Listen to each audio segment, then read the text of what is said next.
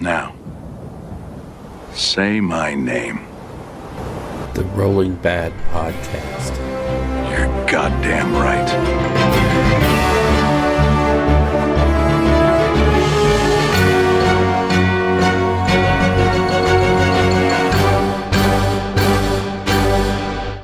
Coming to you almost live from the restored Stormkeep in Rio Rancho, New Mexico, it's the Rolling Bad Podcast, episode number 117. It is October 3rd. I'm your host, Bill. Hey, I made a storm host, Costello, and with me today, all the way in from Perdition, is... Joshua. It's all coming up Jericho Alt. Well, that was themey. Yeah, a little bit. I like it. So, it's been a crazy couple of weeks. Certainly has been. Eek, gads. So,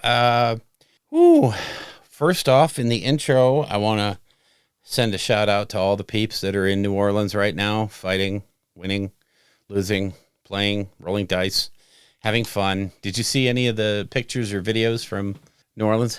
I haven't had a chance to yet. Oh my God, the table space. It's when I first saw the look of the AOS hall, I was like, wow, there's not a lot of people there. And then Chuck started panning around with the camera, and you see, yes, there's a ton of people there. I think there's like 77 in the AOS thing. Something like that, yeah. But the tables are so spread apart that it looks like, oh, there's just a few dudes playing. I mean, even though it's this huge room, you got 77 people, so what, 35 or so tables. Yeah. And yet there's so much room between them. That's the kind of tournament I would love to play at. I mean, it's just, you have room for everything. There's none of this, hey, I need to move my bag. Can you get all your crap off the top of my stuff? Yeah. You know? So, so nice. Anyway, much love to all you people in New Orleans playing and having fun and doing the do. I wish I could have been there with you, but had things to do and people to see. Best of luck to everyone out there. Oh, yeah. Big time. So I watched a little bit of the coverage on Twitch TV, the Warhammer Twitch, but that's one of those where, I'll probably turn that on tonight when I'm trying to get some hobby done and see how they cover mostly all 40K, but it's still fun to watch. So, and you got Paul Murphy and Nick Nanavati doing the calls. So, Nick is a little over the top. He's fun to listen to because he gets so excited. Oh yeah. It's great. And of course, Paul just loves to dig into, why is he doing that? What's this? Oh, oh my God. So yeah, it's, one thing I like about Paul and Nick is they don't overanalyze the game as it's being played. And they don't get into that trap of, well, I'm actually better than those two guys, so this is what I would have done. Yeah. They're more along the lines of, this is probably what he's thinking, although that might not be, but time will tell, so they're not trying to, sometimes the people covering the games can be a little too analytical. Mm-hmm. And I think these guys strike a really good balance. They're both, top 40K players. Hell, Nick used to win everything. It's good stuff. We got some really cool emails this week. I put that one in the chat. Yeah.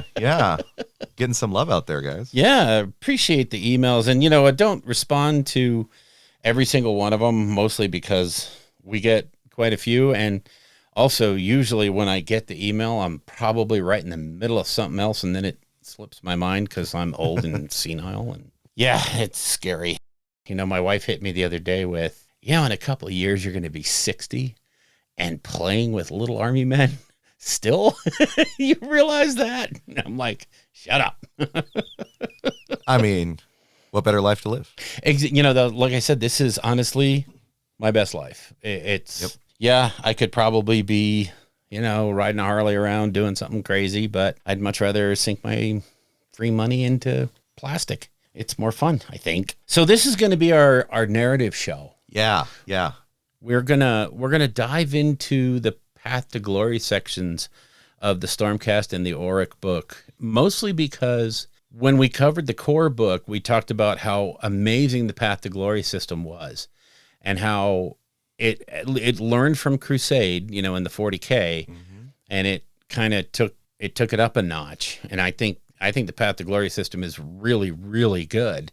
And having the flavored versions now for these 2 books, I see where they're going. And it's a good place.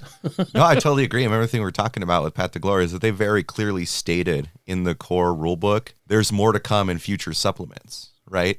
And, well, now we see how they're going to be doing that. I do kind of wonder if for some of the armies that aren't going to get updates for a while, if they'll release some stuff in White Dwarf. It'd be interesting to see how they do that. I really hope so, because, you know, like we were saying just a few minutes ago off air, it's going to be real difficult to play any version, any faction that doesn't have a book against either the Orcs or the Stormcast. Not that what you get is so tremendously overpowered, but it's just you have so many more options, and it's going to fall into the same thing Crusade does now, where if I'm playing Crusade in 40K, I don't want to play with a faction that doesn't have a codex yet, because your options are so limited in that basic book. And the factions that do have codexes out have so many more options that they kind of tend to run away with it. Yeah. I don't think either Stormcast or Orcs will just run away with the Path to Glory campaign based on what is in the book, but they're going to have more options. So I think their avenue towards to having fun is a little greater than the people that, well, everyone else. No, I agree with the statement that it's more having fun, because it really brings more narrative flavor to the armies. Being able to make your own Stormcast, or as we'll get into, you know, being able to gather the big Wa, Yeah. you know, is just so cool, right? In terms of building a narrative campaign, especially if the narrative is run well.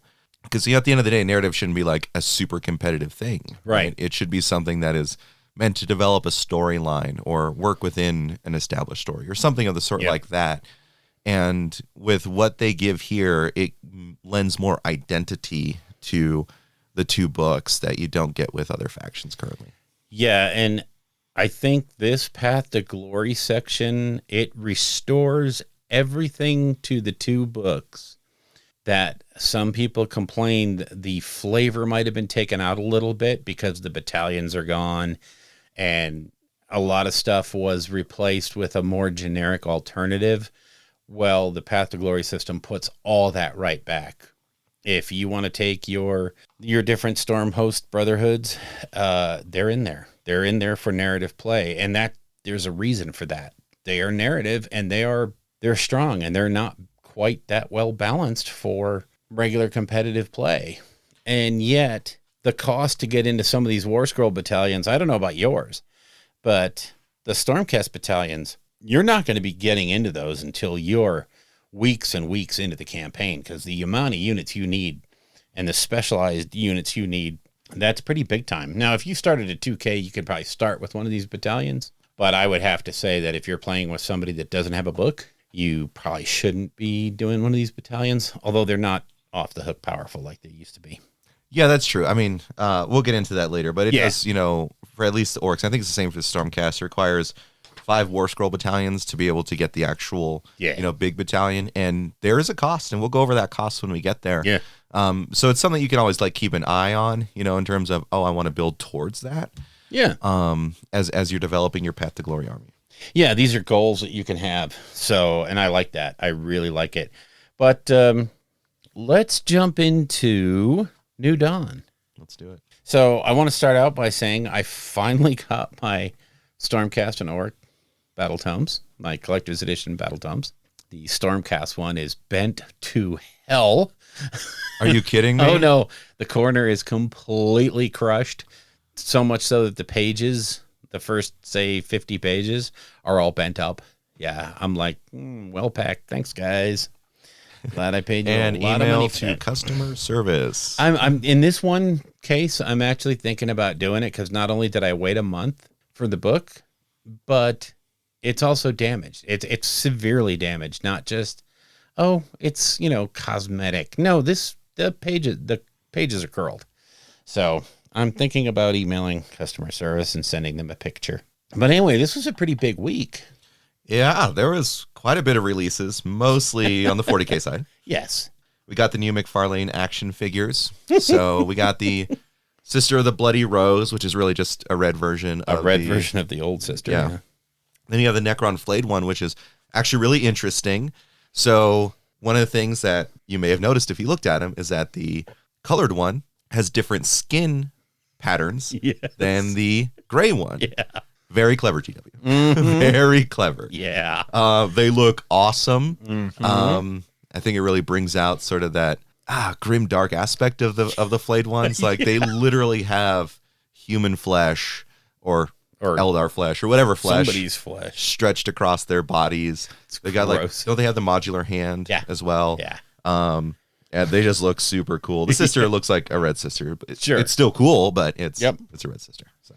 Yeah, exactly. But yeah, they are so cool. I was able to make it to the store yesterday before it closed, and I was able to pick up one of each of those.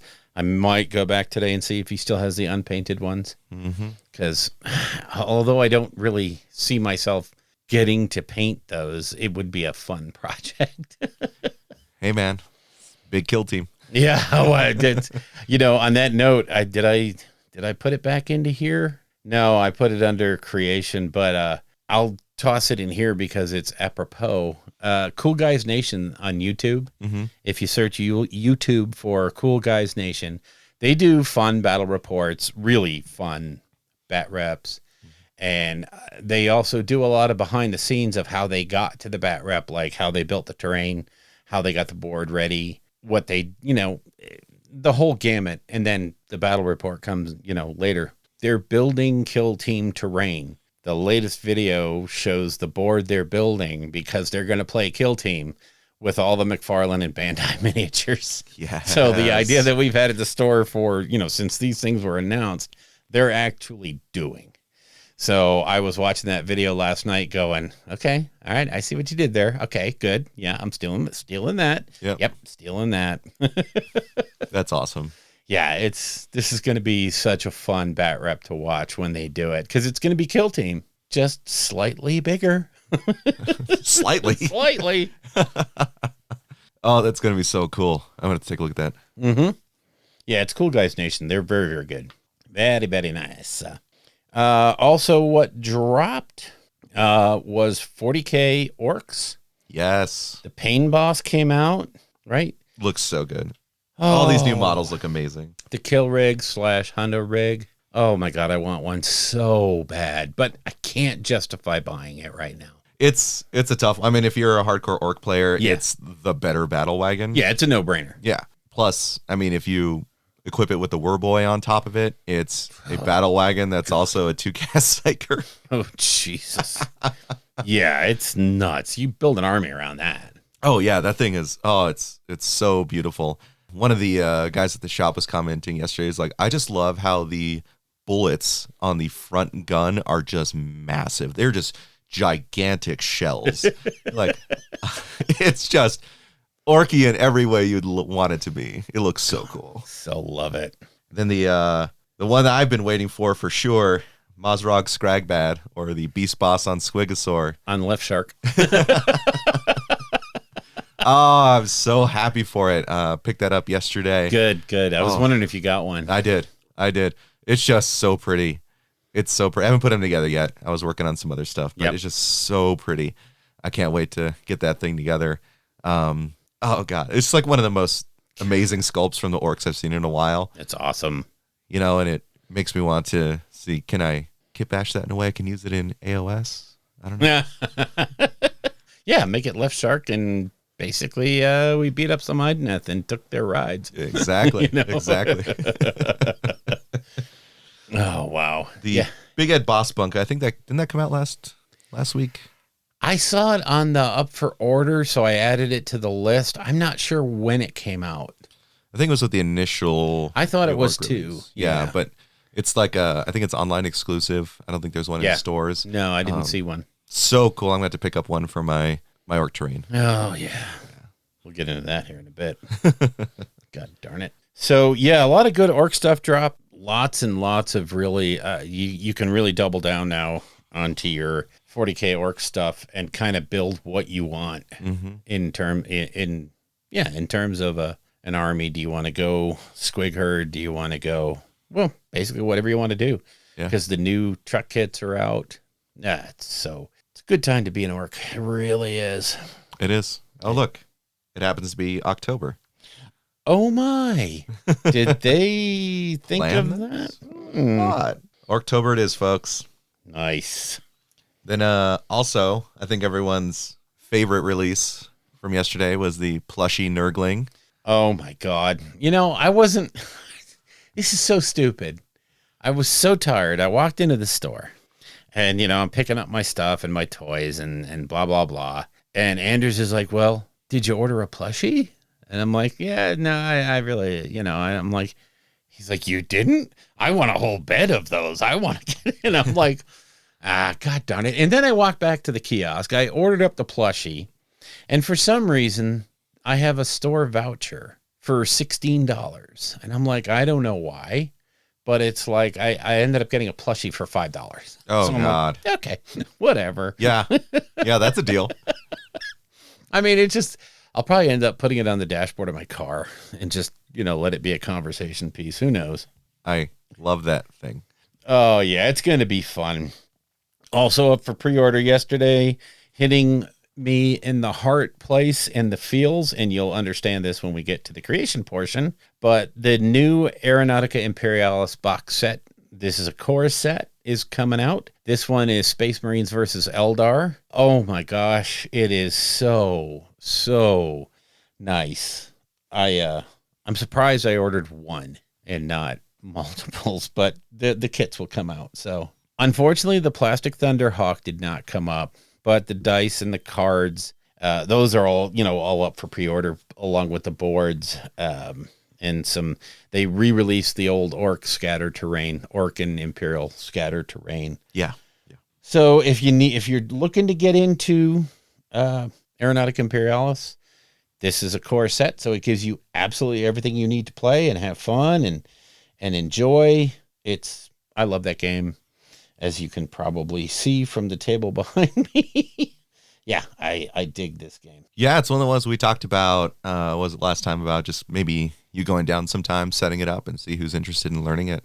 Because I think that it's a bit of a sleeper game. Mm-hmm. I played it at the new Hobbyist Expo when it first came out, just testing it out. And it's something you can pick up in one game, I think. You know, it's been so long since I played, I have to do a refresher. But it's super simple, not a huge barrier to entry either. No. You know, if you really like air combat type of games, this is one to look at. Yeah, it's so stylized. It's so simple. The only hard thing is actually sometimes visualizing the maneuvers in your head so you know where you're going to end up.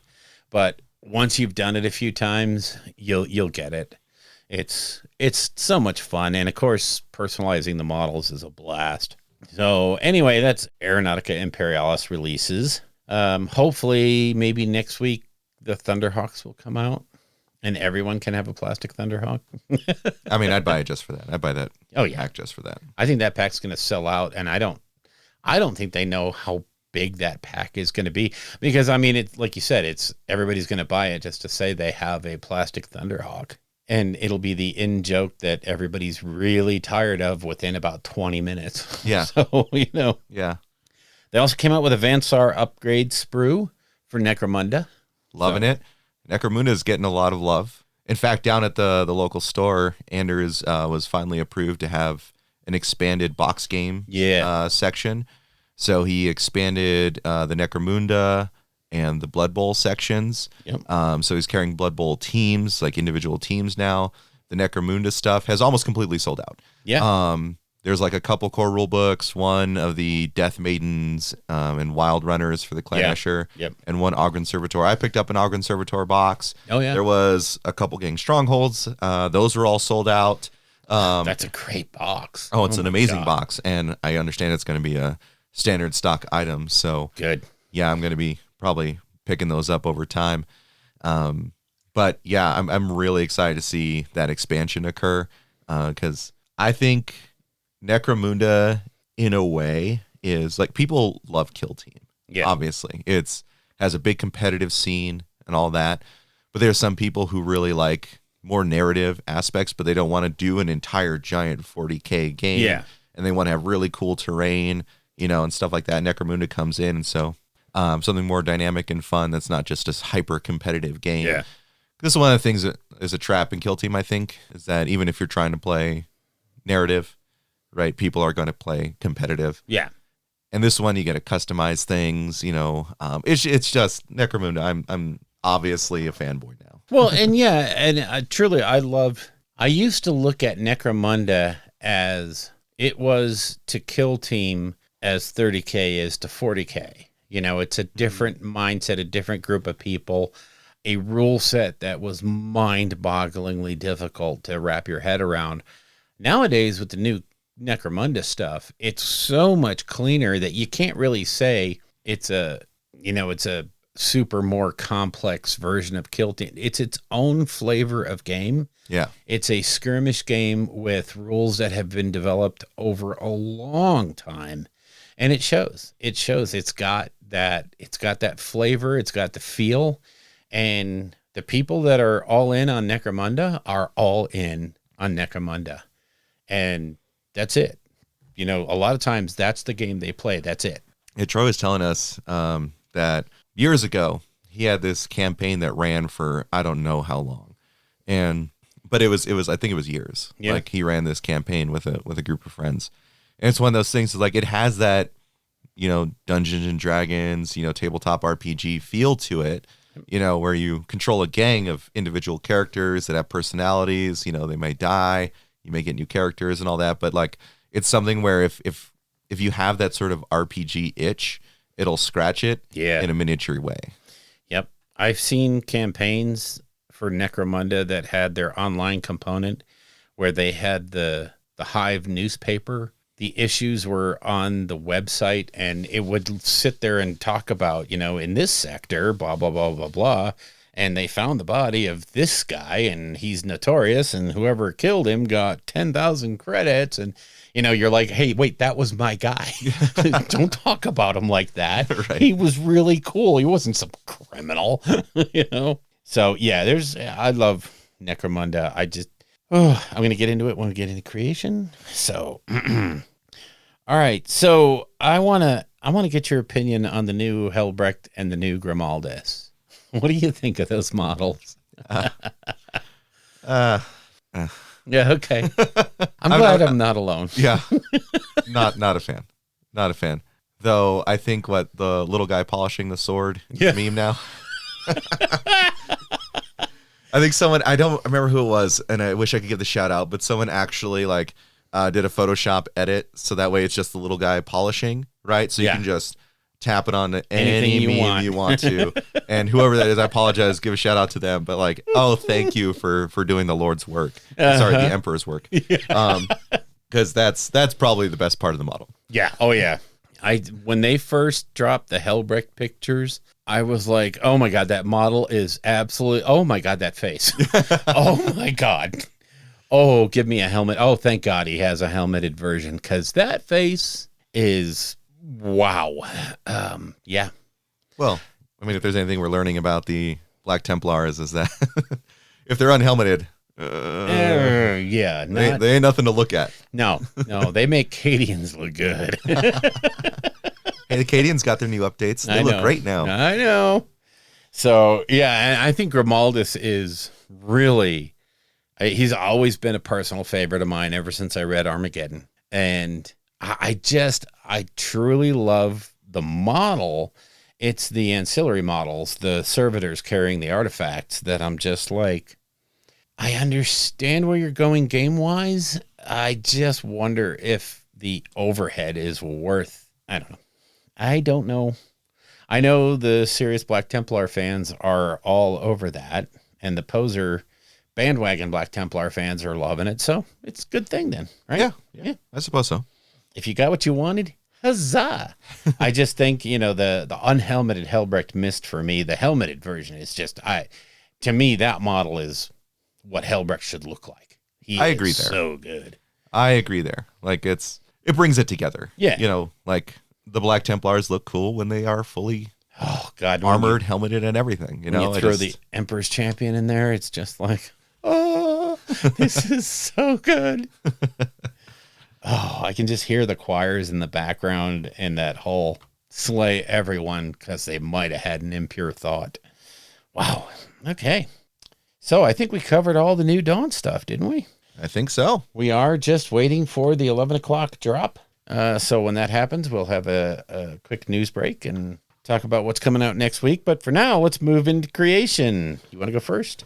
Yeah, so I had a light creation this week. You know, I was waylaid by some other stuff, personal life, but I was able to finish my commando knob to parade ready for the competition at the store. Oh, yes, yes. I pushed myself on that model and just thought, like, look, Josh, don't be afraid to go to that next level. You know, so I really worked my edge highlighting. Nice. First time painting lenses and screens.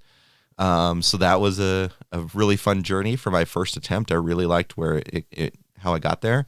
I think the skin on my orc looks amazing. Cool. I'm just really happy with how that turned out. I got some colors on some of the rest of the Kill Team / Necromunda gang. That was really good. I built one of my Ogryn Servitors. Oh, yes. Last night. This one, it's if you've seen the box, you know, it only builds 2 options. Yeah. Like originally there was an Ogryn Servitor gang that had 6 different build options, but now you can only get the 2 unless you go spend $100 on eBay. The one I built is the one with the, like, essentially power fists. But I didn't know this. There's actually like a robotic head option. Yeah. And I was like, this is perfect because then I can flex it into my ogre, or not my ogres, my orcs.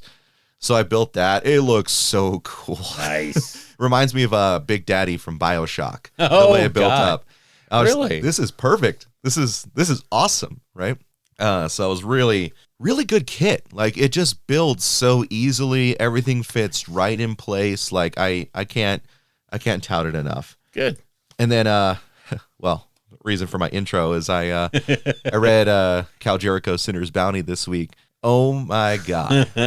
I mean, Cal Jericho is the rogue we all love. Yeah. Right? Oh, yeah. He's the Han Solo type. He's so fun. And that book does such a good job of capturing the individual personalities of a lot of the major bounty hunters, adjurators as they were. Yeah. As well as bring in some interesting stuff into Necromunda, talking about the muties and the rat skins. And I'm not going to, of course, give any spoilers there, but Cal's there in full form. Nice. You know, just sharp wit, great action, you know, dire like circumstances to the whole thing. So I really, really recommend reading that if you're interested, not just in 40K, but particularly in Necromunda, if you haven't already. Such a fun read. Such a fun read. It took me less than a day. Yeah, and you know, one thing you can always, the Cal Jericho books, it gets you more into that daily life 40K sort of thing as opposed to let's change the Imperium with a single decision because Bobby G said. You know, a lot of times that's a lot of fun to read, the bigger books, you know, the Dante and how is this going to affect the entire chapter? You know, a lot of that stuff is fun, but sometimes it's a lot more fun to just narrow down. And I think that's why Eisenhorn was such a popular series is, yeah, it was having big impacts, but it still showed what life was like. And Cal Jericho books are the same way.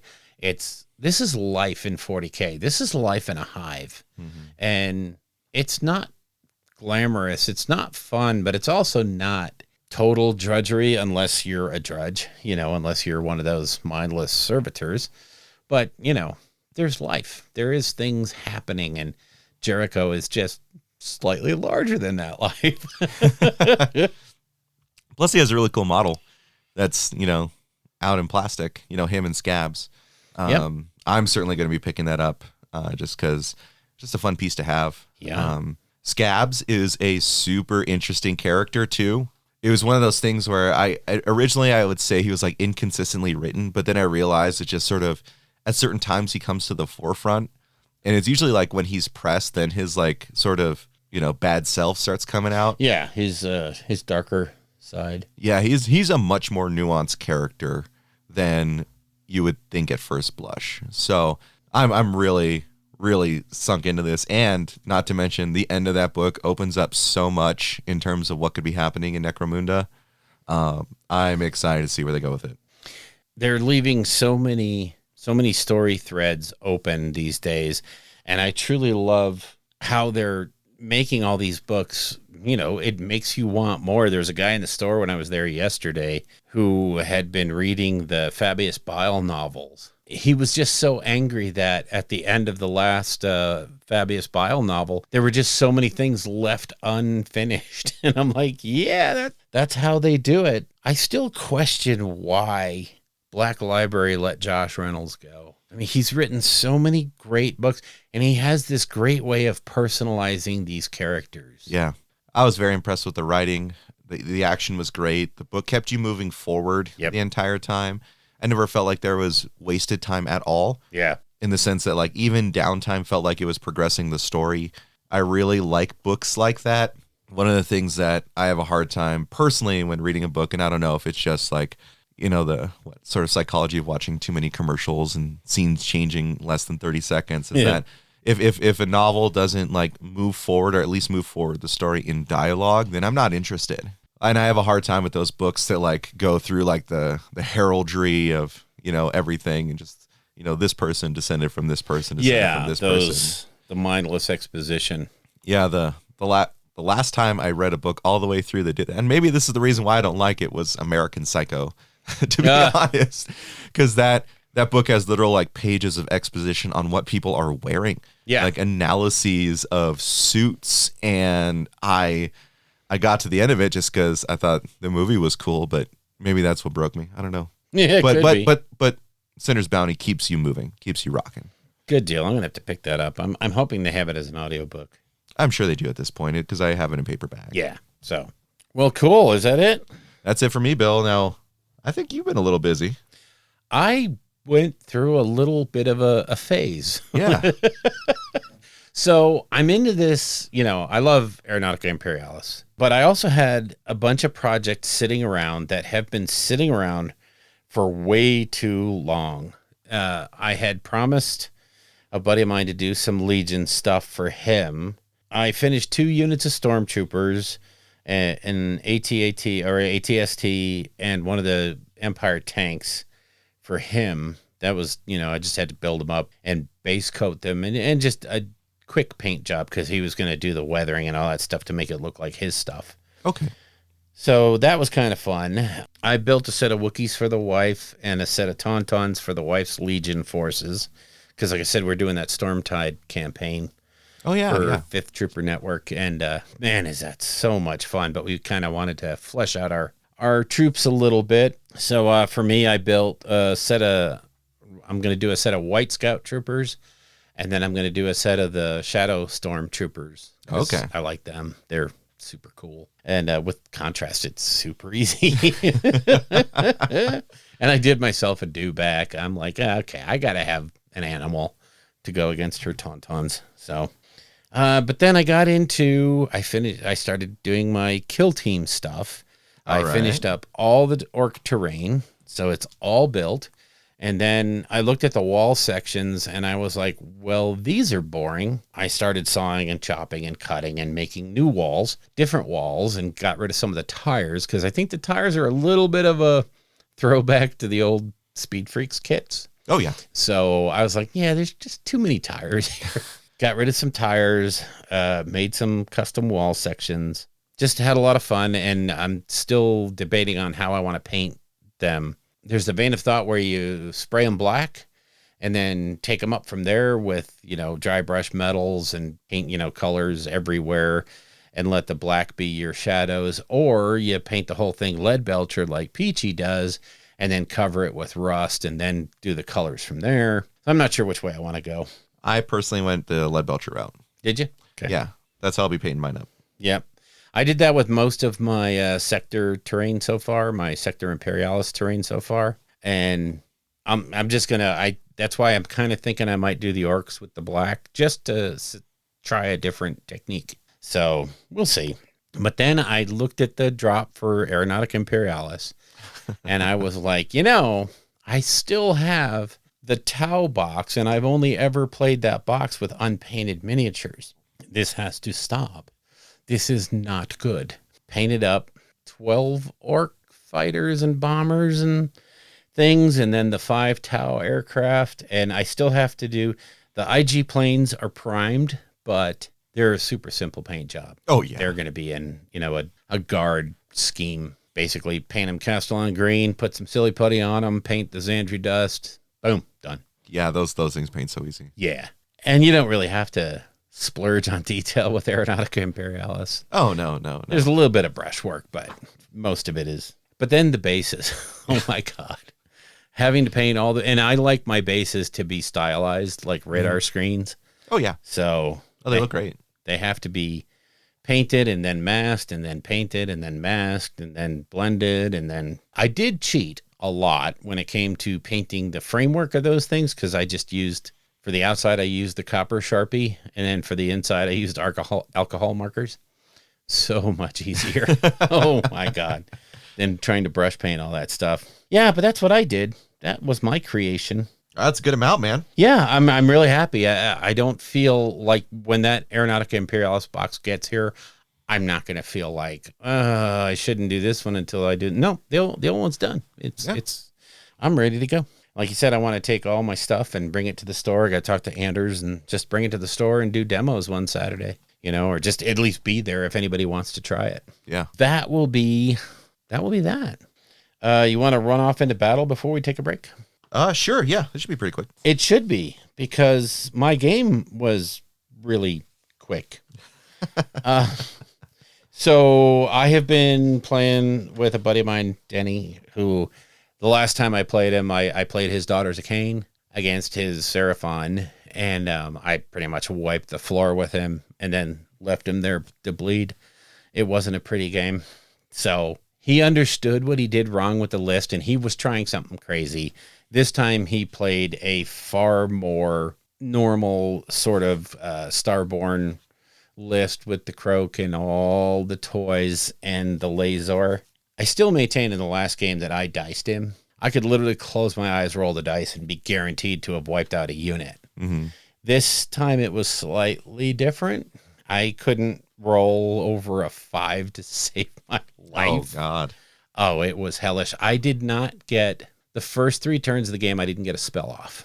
Not a single spell. Are you saying that you didn't cast one, or that he would unbind them? No, I was not able to cast them. Oh, I Lord. biffed every single roll. And then if I did roll, it was so low that he just unbound it. Yeah. So it was horrible. It was a 1,500 point game. Again, I was using his Daughters of Cain against his Seraphon.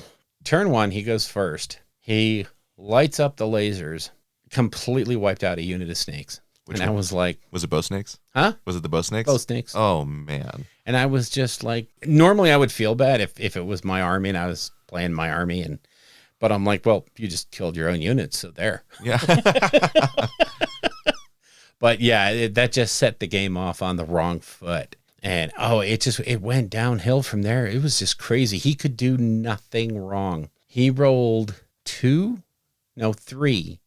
12-inch charges. Jesus. And I was like, okay, that's you go, boy. I mean, you go. So yeah, it was definitely a tale of 2 games. We ended up calling it at the beginning of turn 4 when I didn't get any of my spells off again. And he's like, dude, this is it's getting sick. Yeah. It's just getting sad. I have more losses than I have wins in 3.0. I don't like this version, is what I'm getting. But yeah, that was my battle. It was kind of fun. It was one thing I will say. If you're setting up a game on a hotel bed, you have to be really careful. Yes. We normally had this area in the hotel that we stay at. We normally have this area where just the table in this lounge area is like probably 4 by 6 by itself. And we can normally just sort of go and grab that in a quiet corner and have some fun. But this time there was just way too many people and the tables were all taken up. So we were like, oh, let's just, we actually called down to the desk to see if they had anything we could borrow, like, a piece of wood, a sheet of plywood or something. And they were like, yeah, no, we don't have anything like that. So we were like, screw it. We folded out the couch bed and played on that. And yeah, it's not the best surface to play on. No. But it was a game, and who cares? We got a game in. Shall we move to lore after a short break? I think so. All right. let's take a quick break and we will dive into the narrative.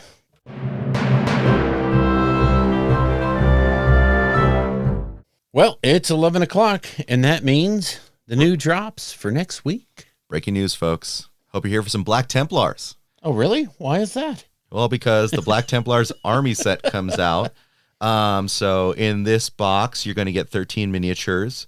You're going to get the full art on the special supplement. You get the cards. You get 200 some decals or something absurd. 226 decals. Yeah. So that way you can make sure your entire army is covered with Black Templar stuff. Which is good. Oh, totally. So you're going to get an Emperor's Champion. Mm-hmm. You're going to get the Crusader Squad, which has 4 Neophytes, 5 Initiates, and a Sword Brother. And I gotta say, looking at the models, the one that's holding the 2-handed sword charging forward with the sword in both hands. Oh, yeah. Yeah, that's an awesome model. Yes, it is. I want just that one. How do I get just that one? And then you get Redemptor Dreadnought. So all in all, I think, like you were saying before we jumped on live, Bill, I think this is going to sell out pretty quick. Yeah, this one, we're going to have to queue it for next week's orders. That army box, I don't care how many they printed, they're going to have approximately less than half of what they need, no matter what that number is. So, oh boy. Yeah, just the box itself is beautiful. The cover art is the old Black Templar cover. It's just so gorgeous. I mean, to me, the models are almost inconsequential. Yeah. I mean, it's a Crusader squad. Yay. You're going to need them, obviously, but it's not that huge a thing. Getting the Emperor's Champion, and hell, you're getting a Red Dread. So, yeah, and the cool cards. Very nice set. I'm thinking that one's going to sell out in 4 minutes. Yeah. Well, they have a note here. Just like Kill Team Octarius, we're taking steps to ensure everyone who wants one can get their hands on a copy. So they'll probably sell out, but and then have the made to orders. Yeah. So, well, that's really good then. So if you're a Black Templars fan, it looks like probably as long as you order that weekend, which is what they would Kill Team Octarius, you will get it. It may be months, but you will get it, which means that you will not lose out on the limited edition artwork, Codex. which is a rehash of a 3rd edition art. That's the old art. It's so gorgeous. That yellow backdrop with the black Marines. That is such an evocative piece. That piece of artwork is the one that made me actually want to do Black Templars way back in the day. And then, of course, I gave them to Elric, who then sold them. Yeah. Yeah. I think he's going to buy back in, though. I mean, I may have seen him at the store a couple times trying to get some Orruk stuff going. So I think that's the 4th or 5th time he's bought that army. I have 2 of them. No, 1 of them. I have 1. Then made to order, we have Blood Bowl. So we're going to get the Amazon and the Tomb Kings team, and they're the metal figs. Yeah. Hello. Really? I mean, I haven't followed Blood Bowl in a while, but when last I checked a couple months ago, Amazons were doing real good. Yeah. Maybe that was sort of like a call out where people were like, I actually want to play the Amazons instead of having to custom build them. Yep. But, they definitely look like metal figs. Yeah. Yeah, even with the paint on them. But if you're a fan, particularly if you're someone who absolutely loves Tomb Kings, Troy might be interested in that. Yeah. You're going to be able to get your hands on some new Blood Bowl stuff. I'll bet you Tyler Mengel's going to do a team. You think? Maybe a little. And then, of course, they have to announce the new White Dwarf, even though we haven't got the last one. We don't have 468, but they're going to pre-order 469. Okay. Well, I mean, I'm laughing. It's not funny for them. It's not funny for anybody. These shipping delays are crushing them, and it's not funny, but it is funny that they're keeping with the posted release schedule, even though the physical release isn't there. Yep. And so this one has the Tome Celestial for Seraphon, sort of signaling that Seraphon aren't going to be getting a battle tome anytime soon. So they need to do an update. As we saw with previous things, this is just sort of reining in some things or minor changes, giving the additional battle tactics, the grand stratagems, and the different battalions. Yeah, and they're talk about the match play and Path to Glory. So this is probably going to be the deal for Seraphon for at least the majority of this edition. And their book is good. Their book is solid. And it was written rather recently. So I don't think this isn't hurt. It's not a bother. I think this is probably just what they need. Yeah, definitely. And the one thing they said in there too, which was a preview earlier in the week, is that they're going to have a specialized Warp Coven kill team. So lots of support for kill team coming out. That's going to be for the Thousand Suns. So if you are a kill team player, period, you're going to want to pick it up. Yeah. And then next is the announcement for the next Siege of Terra novel, which is going to be Mortis. Yeah. So looks like it's going to be the Knights and the Titans clashing. Well, that one's already out. This is the paperback version. Oh, the paperback version. Yeah, okay. that's number 5. This is just the big paperback version. Gotcha. So, yeah, it's not the next one. It's the old one out in paperback. So, very, very nice. Then Warhammer Plus looks like we're going to get a masterclass on gems. Ooh, oh, awesome. Because, yeah, that lady can do some gems. Wow. And then a Stormcast versus Beastclaw Raiders battle report. Bill, 2 of your favorites. I'm down. Yeah. And the Vault's going to get Balance of Power. We're going to get September, October, November, December 2018 White Dwarfs. And the next Hammer and Bolter. All right. I am digging Hammer and Bolter. I just... It's not the kind of style of animation I love, but the stories are just so, oh man, they're good. Yeah. And, we're not talking, hey, let's set these things up for Oscars or anything, but I mean, they're really engaging stories and they kind of make you think a little bit. So, yeah, the Assassin one still caught me by surprise. Oh, I've watched it like 2 or 3 times at this point. I was just like, that's so cool. Like, I did not see it coming. No, that was so good. Oh, my God. And, it's nice to see that they can still spring a surprise now and then. Yeah. So, yeah. And they wrote and animated the Assassins so perfectly. Oh, yeah. Oh, my gosh. The Calidus, you're like, wow, they really animated this how I thought the Calidus would work. Would look. Yeah. Would act and look. Yep. They nailed it. So big 40K, not so anything AOS, but sad. No dragons. No dragons, no plastic Thunderhawks.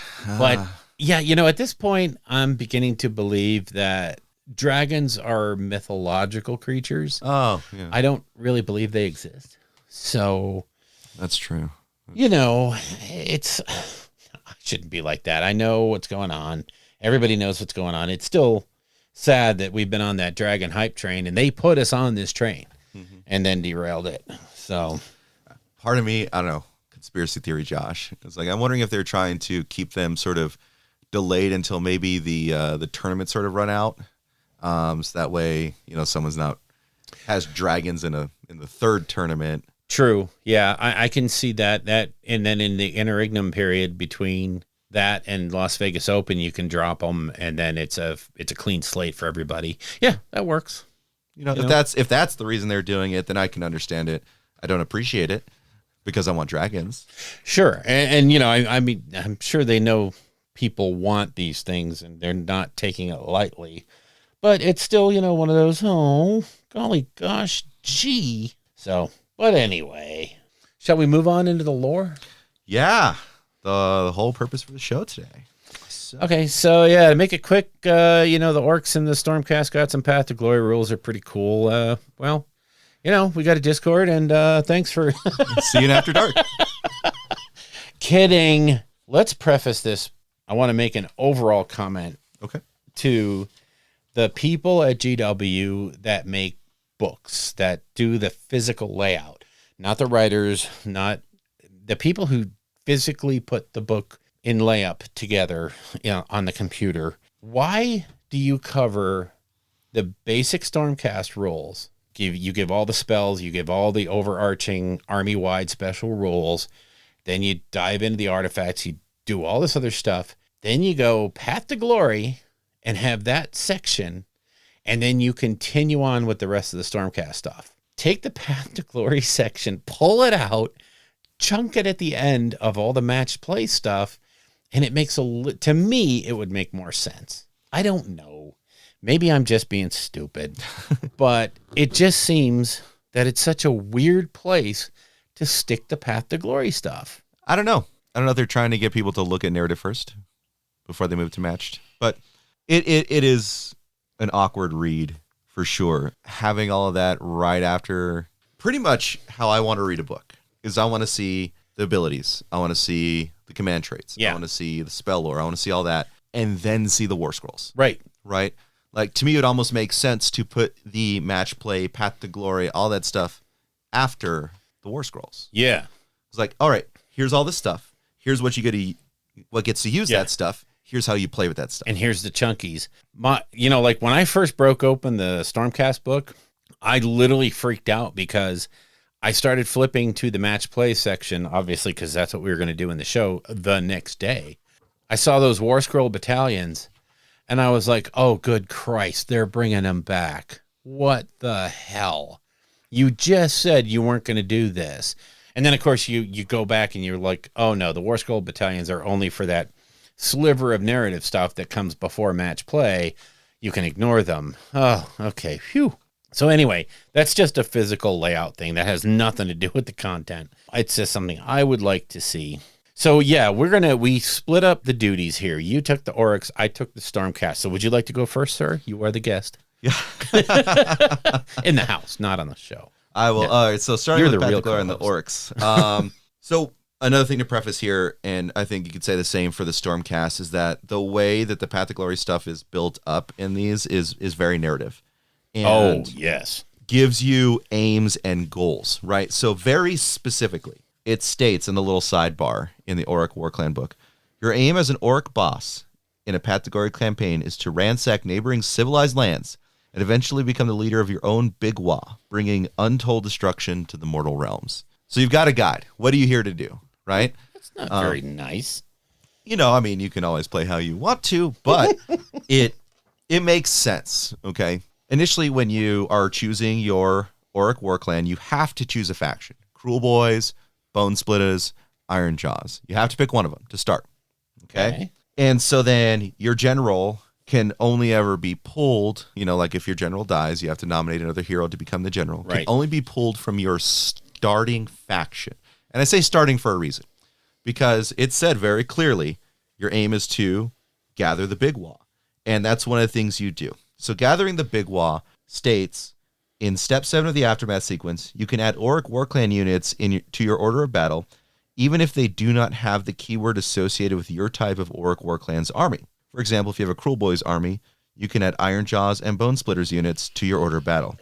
In Path to Glory, these units are referred to as Rival Warclan units. And the Rival Warclan units added to your order of battle, the amount of Rival Warclan units you can have is determined on your tier of battle. So at a lower tier when you're starting, 1 and 4. You move to middle, 1 and 2. And when you're higher, you can have any number of Rival Warclan units. And then it does give the caveat that, the hero to pick to be your general must be from your normal Warclan, not a Rival Warclan. Right. But it does state in the sidebar, Rival Warclan units can be given enhancements from the appropriate enhancement table in this book. So you give your Mega Boss from Iron Jaws the Mega Boss artifacts, right? God. And enhancements. Now, when you do start developing the Big Wa, and it states clearly, when fighting a higher tier Path to Glory before deployment, you can call the Big Wa. If you do so, you must spend 1 glory point for each Rival Warclan unit in your army. Ooh, there's a tax. There is. When you call the Big Wa, your army uses the following allegiance abilities in addition to the other allegiance ability uses. So it's essentially the Big Wa stuff. Venom Encrusted Weapons, Mighty Destroyers, War Paint. Then you get the Power of the Wa, and here we go. So there is a tax, right? Because you have to muster, and it's very narrative, right? Yeah.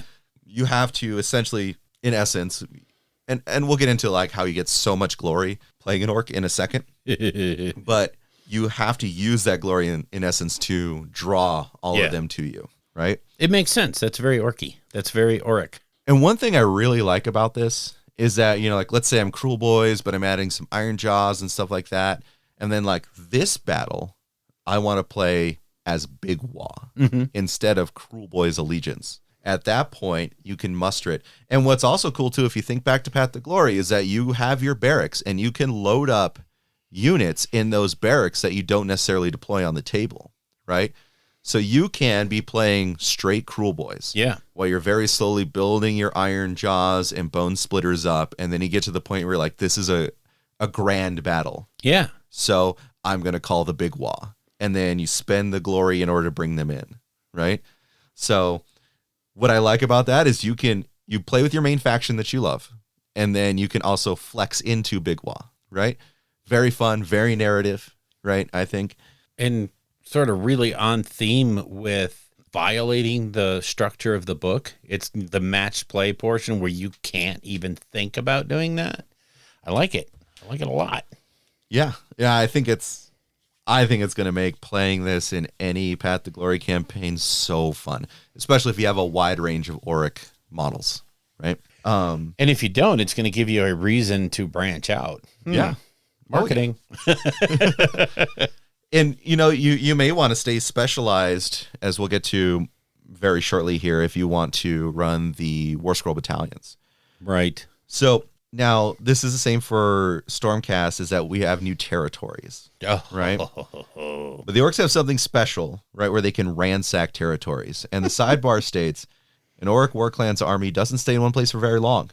It is always on the move, looking for new lands to overrun and new settlements to destroy. And so they have the ability to ransack certain territories, right? And so territories are added. You remember the dice rolls where you roll one dice, you roll another. The first one is the 10. Yep. The other one is the unit. And so on a 61 to 66, you can choose to get a new territory within the Orruk Warclans book. Yeah.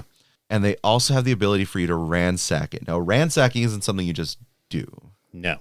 There is you need to complete the ransack quest or win a major victory when playing the Tornado of Destruction battle plan, which we'll get to. And ransacking will have huge benefits. But let's talk about the quest that allows you to ransack. So quest is ransack. Oh.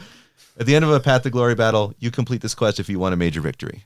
All right, cool. You know what you need to do. You pick one territory you control that can be ransacked and follow the instructions for ransacking it on the Orruk Warclans territories table. Then remove the territory from your roster. Now, there are 3 other quests. I'm going to just jump to the territories real quick. Okay, one question real quick. Flow-wise, you have to do that ransack quest each time you want to ransack a territory. It just doesn't unlock that ability for the rest of the game? Nope. Okay, that's a cool little limiting factor. I like that. Yeah, because you'll see very quickly here as I read some of these why they needed to put a limiter on it. Sure.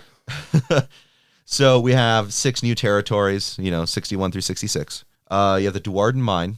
In step 1 in the Aftermath phase, roll a dice. On a 4+, you receive 1 glory point. In addition, keep a tally of how deep the mine goes. The tally starts at 0, and you must add D3 to the tally in step 6 of each subsequent Aftermath sequence, and you record the tally on your roster. Okay, so every now and then, half of the time, you get an additional glory point. All right. And the mine keeps getting deeper. Mm-hmm. Well, then you read ransack.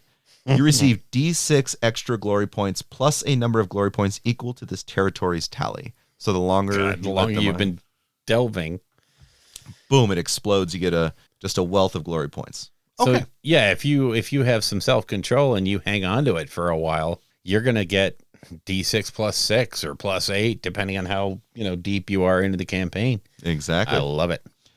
Then you have the human settlement. Very easily it says, this territory has no effect until it is ransacked. So it's a tax. But then you read ransack.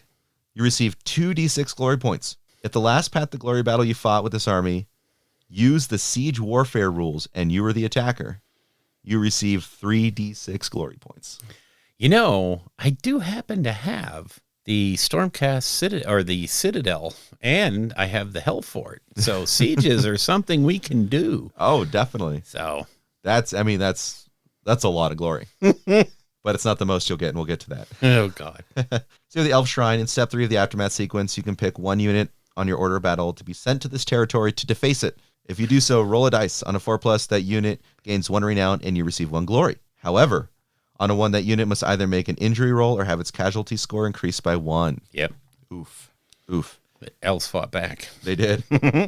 But if you ransack it, you receive 2 to 6 glory points. In addition, pick 1 unit on your order of battle. That unit gains D6 renown. Ooh. Because they're the ones who set the shrine on fire. Oh, boy. Spicy.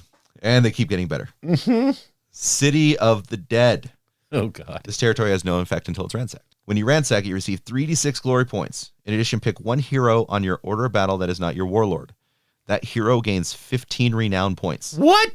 You're just going to have a fight. Oh, my God. That's messed up. I love it.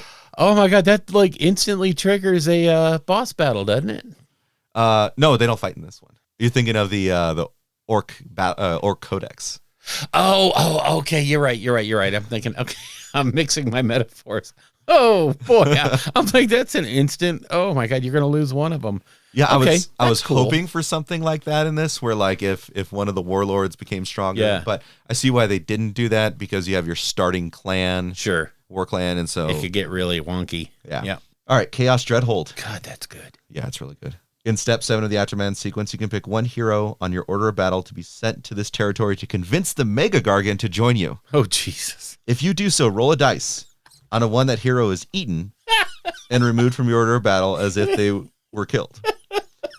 On a 2 to 5, nothing happens. On a 6, you can add one Mega Gargant to your order of battle without spending any glory points. Oh, my God. Oh, my God. You have to have the monster room. Oh, Jesus. That's huge. Yeah. I mean, yeah, it's a Gargant, but Yeah. I mean, Literally and figuratively. God, this is a dumb game. When you ransack it, you receive 46 glory points. Oh, Jesus. If there is a Mega Gargant on your order of battle, you receive 5d6 glory points instead. Oh, my God. So if you have like those cheap little throwaway heroes, you know, Yeah. like Oh, hell yeah. a Wardock or something like Yep. that, and you're just like, yeah, I'll send the Wardock to see if he can do it. Spike a 6, and then all of a sudden you have a Mega Gargant just cuz. Jesus. And then you can ransack it when you complete the quest. Oh my God. Criminy. Wow. Realm Gate. Oh, God. You can only control one territory of this type at a time. When setting up terrain in a Path to Glory battle against another Path to Glory army, if you set up faction terrain, you can set up one Realm Gate wholly within your territory. Once per battle in your hero phase, a friendly unit wholly within 6 inches of the Realm Gate can step through. If they do so, remove that unit from the battlefield and set it up as a reserve unit. At the end of your movement phase, you can set up that unit anywhere on the battlefield wholly within 6 inches of the battlefield edge and more than 9 inches from all enemy units. Spicy. That's a nice little high. Yeah, once per game, I teleport a necessary unit where I want it to go. Yeah. I'll take that all day. But when you ransack it, you receive 6d6 glory points. Good Lord. 6 to 36. Oh, my God. Minimum 6, max 36. Yeah. That's a spicy meatball, Bill. Yeah. My Stormhold or my, Stronghold just went up to a level 2 or level 3, whichever you prefer. Yeah. Holy. Wow. Okay, that's good. No, that I guess that's good. Yeah. Yeah, I think it really incentivizes Orc players to play a ton of games. Just to try and like earn those territories if they can, ransack the crap out of them. Yep. And that's how you're going to be able to fuel the big wah. But the big problem there is you got to win those major victories. So it's kind of a built-in sort of balancing factor, if you will. It's not like, oh, I'm picking the ransack quest and it's going to happen. No, you've still got to win the major victory. So, yeah, I wouldn't say it's off the, it's going to happen a few times per campaign, per Path to Glory, but it's not going to be this thing that just makes the Orc run away with it. Yeah. But if they spike a bit, it could. So you got to have to quell your Orcs. Quell the Orc players, folks. Well, and that's, I still maintain that any decent Path to Glory campaign needs like a game master. It needs somebody in charge to, rein in. If something does go edge case, you can rein it in. So, yeah, they definitely need to do that. Yep. All right. So that was skipping forward. Awesome. Now let's roll back. Roll back the quests. So one thing that's going to be interesting, well, I'll get there in a second. Let's start with the second quest. Break the Beast. Pick one unit from your order of battle that has a mount but does not have a mount trait enhancement. And pick one mount trait from the Choose Your Ride table. Note these down in your quest log. At the end of a Path to Glory battle, you complete this quest if that unit destroyed any enemy units during the battle. When you complete this quest, you can add the mount trait you picked to your vault, but it can only be given to the unit you picked when you embarked on this quest. Note down the name of the unit next to the mount trait. If that unit is removed from your order of battle, then remove the mount trait from your vault too. Yeah. So that's nice. Stormcast has the same, almost word for word. Yeah, storing up mount traits in the back, and just like, oh, what do I need for this battle? Yep. I'll take Fasten, or something like that. And then if you win it, if you get it, it's yours. Yep. So I like it. I like that little mechanic right there. Now and this will be similar for the Stormcast too. There are 2 quests that trigger battle plans. Yes. So I think very narrative. Yes. So we have 2 quests, Tornado Destruction and Monster Hunt, and those quests trigger the respective battle plans, which have a great boon to the Orruk player if they win them. And so for the Tornado Destruction at the end of Path to Glory, add 1 quest point to the progress section of this quest if you won a minor victory, and add 3 if you won a major victory. Once you have gained 3 or more quest points, you can fight Path to Glory battles using the Tornado of Destruction battle plan. If you win a major or minor victory in that battle plan, you complete this quest.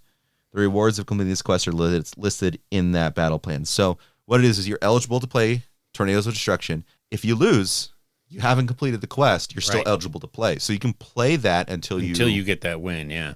And then you get some major benefits. Let's just talk about that now. So a Tornado of Destruction, I'm not going to read everything here. Just to sort of encapsulate it, is that you're the Orcs. You want a good scrap. You find out someone's got a territory. They're guarding territory and particularly terrain. And so you're looking to go in and smash some terrain. Yeah. Right? And so the win condition is if you destroy all the enemy terrain as the Orcs, you win. If the Guardian destroys all your Orc Warclans, they win. Okay, that's fair. If you get a minor victory if you destroy, as an Orc Warclan, if you destroy at least half of the terrain without losing anything. Vandalized. And then the Guardian wins a minor victory if fewer than half the terrain features wholly within their territory have been vandalized. There's some nuance in there. I'm not going to read the entire battle plan. But the rewards are, if the Orc player wins the battle, they could ransack 1 territory they control. Oh, that's handy. In addition, in step 7 of the Aftermath unit, they can add 1 new unit to their order of battle, and it must be from a rival war clan. So you just get a free unit. Yeah. Bonus renown. At the end of the battle, each unit on the battlefield gains 1 renown. That's both sides. Yeah. So there is, one thing that it's in that same verbiage is in the Stormcast scenarios too. There's a reason that the other person will agree to play these scenarios. Yeah. Is because the renown bonus. Correct. Then, so that's just sort of the long and short of Tornado Destruction. Then Monster Hunt. I wonder what that one's about. I'll get to that in a second, At the end of the Path to Glory battle, roll a dice for each friendly unit wholly within enemy territory. Add 2 to the roll for Bone Splitters units. For each 4+, you discover 1 clue to the monster's whereabouts. Uh-oh. Keep a tally of how many clues. Once you have discovered 3 or more clues, you can fight the Path to Glory battle using the Monster Hunt battle plan. And again, if you do a minor major, you complete it and you get the rewards. This one's really fun. So you have you're the Orc player, and then you have the Quarry. And it's this sort of, a ring deployment, right? Yeah. Where you have the sort of just the centers where the Quarry deploys. 1 in every 4 units within the Quarry's army must be a monster. Yeah. And so you win by destroying all the monsters if you're Orcs. Yeah. Right? You get a minor if you destroy at least half. And then, just like the other one, they win if they destroy all your Orc Warclan units, and they get a minor if you don't destroy at least half. Right. And so then... So you want to fight Seraphon or... Right? It's interesting because it forces the opponent to take, monsters. And so you find someone within your play group who's doing maybe the monster heavy list and 1 in every 4, man. Yep. Anyway. And keep in mind, this is a narrative campaign. So you can, I know it's not in the rule book, but there's no rule I saw that said you can't bribe other players with glory and renown and say, hey, listen, if the game master says it's cool, if you play this with me, I'll pony up a couple of glory. Yeah. Right. So, you can structure your campaigns around stuff like this. Because honestly, if I'm playing the monster player and I'm stuck in a tiny little area like that, and I know all you have to do is kill 2 of my 4 monsters or, half of my monsters, it's going to be tough for me to say, yeah, let's do that. That'll be fun. Nah, I don't know. And I think, again, where that comes with, they have someone who's running the campaign. Yeah. Right. To have some of those things, we're like, okay, yeah, you're doing this, but since you're playing on the back foot or something like that, or you're allowed to, hey, I'll give you a little extra glory if you play with me. It is currency. Little thing. There's all kinds of ways you can maneuver these cool scenarios into the game thematically. Just expand your horizons. You're not playing competitive. You're playing narrative. Make a story. Make it work. Exactly. There's some fun little things in here, like the monsters themselves, they add 1-hit attacks made by monsters in the quarry's army, so they actually hit stronger because they're freaking out. And then Orcs just do not take battle shock tests. Oh, that's a good one. Yep.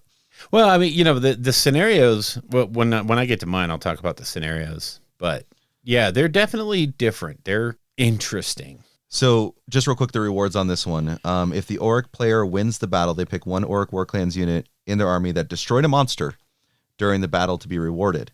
In step 3 of the Aftermath sequence, that unit gains the number of renown points needed for it to earn the next rank. Oh, wow. You just rank up a unit. Just boom. There you go. A unit cannot be picked if its rank is already legendary, veteran warriors, or mighty hero. If there are no eligible units for the Orruk player to pick, then you just get D6 glory, and the bonus renown stays the same. So one thing that's interesting to me, and I like this, is that they incentivize playing the battle plans. Yes. And the battle plans are not impossible in this one. They're not fully one-sided in this one. Right. It's something where you can get someone to go have a fun scrap with, sure. Who's going to want to join you on those. Well, and like I said, there's that other flip side of everybody gets extra renown for playing these scenarios. So it's not... Your opponent isn't going to be like, I don't want to play that. That's just a bonus for you. No, it's a bonus for me too. So there's a reason I want to play that. Yep. So it's a good balancing act, I think. I agree with that. I agree. Now, the veteran abilities kind of get out of hand. Don't they ever? All right. So veteran abilities, Orc Warclans. So first one is Cunning Plan. Of course, they're all once per battle. This one is in the first battle round, when picked as the target of an attack in a shooting phase, till the end of that phase, only hit rolls of an unmodified 6 score a hit on the unit. That is so strong. So strong. Oh my gosh. I like the limiting factors because it does play back to the Cruel Boys' first battle round, target of shooting attack. Right. So if they don't have a shooting army, oh well. But you're going to probably run into someone who's got a shooting army at some point. Yeah. Like the last one we played, there was someone who's playing KO, right? Jeez, that would have that would have stopped his alpha. Next one is Dead Choppy. Once per battle in the combat phase, improve the run characteristic of that unit's melee weapons by 1. Oh, that's so nice. So good. Then there's Bring It On. Once per battle at the end of the enemy charge phase, this unit can attempt to charge. Wow. That's very Iron Jawsy. That's very nice. Yeah. So then we have 1 each for the different factions, the Warclans. So the Cruel Boys, this is an interesting one. This unit can use this veteran ability once in the combat phase after another friendly unit within 12 inches has fought. This unit fights immediately. Oh, boy. Yeah. Anytime you can change the order of combat, that's a good thing. Yeah. So it's just 1-2, right? Love it. Love it. And then Iron Jaws. Call that crumpin'. Freaking love this. It's so good. So it's wordy, but I'll pick it apart. So use this veteran ability once per battle when it's picked to fight in the combat phase. Until the end of that phase, add 1 to the attack characteristic of melee weapons used by that unit if the target is an enemy unit that has already been targeted by an attack made by another friendly unit in that phase. Boil that down. Unit 1 attacks. Yep. Fails to kill. Unit 2 says, we're going to do better than you. Yeah. And then they get +1 of their attacks and they attack. Okay. So pretty easy. I'm just thinking about that with the Maw Crusher with Riptooth and Snarlfang. Yeah. Wow. Okay, so we're already at 9 attacks potentially. Now we make it 10. Oh God. Yeah. I don't know. Can you say goodbye, Mr. Croak? Can you say goodbye, Mr. Archeon? Goodbye, Olariel. Mega Boss on Maw Crusher is just so good. And then this one, oh, this is so funny. Shout down to magic. I love it. Bone Splitter units only.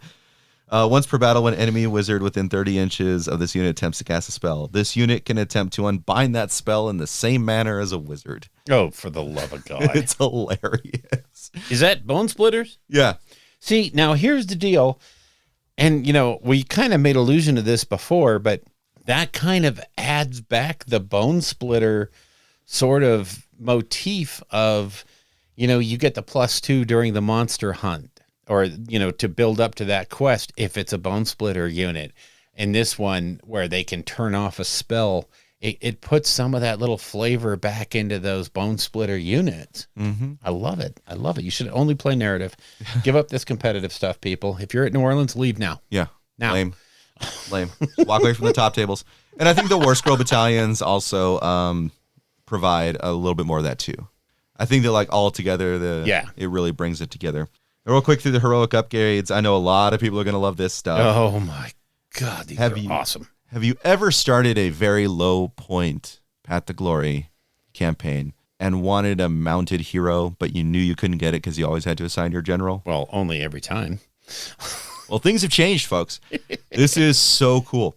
You need to have a certain amount of renown points and a certain amount of glory points to pay for it. But you can upgrade some models to be on mounts. So the Mega Boss, if you have 35 renown and 10 glory points to pay, you can become a Mega Boss on Maw Crusher. So your Mega Boss, that's your warlord that's been working towards glory, can essentially tame his Maw Crusher and become a Mega Boss on Maw Crusher. Dear God. So awesome. And then the Kiloboss in the Cruel Boys, you can have the Kiloboss with Stabgrot, who can, for 25 renown and 6 glory, upgrade to a Kiloboss on Great Nashtooth. Oh, boy. Which is awesome. Or if you have a Kiloboss on Great Nashtooth or a Kiloboss with Stabgrot, for 30 renown and a cost of 8 glory, become a Kiloboss on Corpse Rippa Vulture. Oh, geez. Huh. Yeah, I think it's so cool that, like, you could, depending on how glory pans out, just go to a Great Nashtooth. Yeah. And then you're like, no, this guy's legit. Yeah. Now he's going Vulture. He's a thing. Yep. And I know my list is a lot shorter than yours when it comes to what can I upgrade. just specified, so, Mine is, you can only upgrade, 3 different things. But that's such a fun narrative thing to do. Yeah. And there's a story reason you can do all of that. I love these Path to Glory setups just for the super flexibility that you get with both of them to build what you want to play. Mm-hmm. They sort of put that into the basic book, where you can play the army you want to play. Now these books are flexible enough to do that. They double down in the Path to Glory stuff. And they said, no, if you want to play the old chambers, what have you, if you want to just have all that stuff that you're used to from times back, here's how to do it. Yeah. And understanding that these aren't super balanced. These are for narrative play. These are not for competitive play. This stuff will break a competitive game. Mm-hmm. So it just would not be fair. And I love how they're still able to keep it in the book. Yep. Because play narrative, people, I'm telling you, it's where it's at. It's pretty fun.